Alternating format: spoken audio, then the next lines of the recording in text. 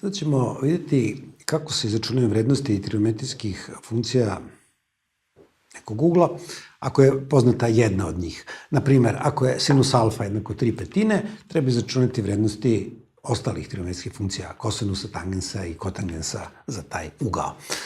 Pođemo od poznate jednakosti da je zbir kvadrata sinusa i kosinusa za svaki ugao jednak 1. Dakle, u ovom slučaju kosinus na kvadrat alfa jednako je 1 minus sinus na kvadrat alfa, ali sinus alfa je 3/5, pa je onda to 1 minus 3/5 na kvadrat.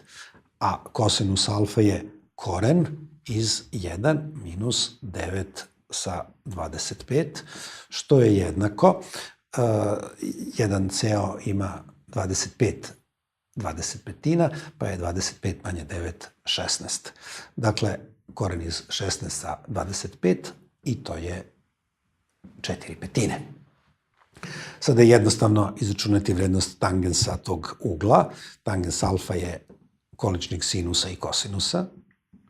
Dakle, 3/5 sa 4/5, skratimo petice, dobije se 3/4, a kotangens alfa je vrednost uvek recipročna vrednosti tangensa tog ugla, dakle 4/3.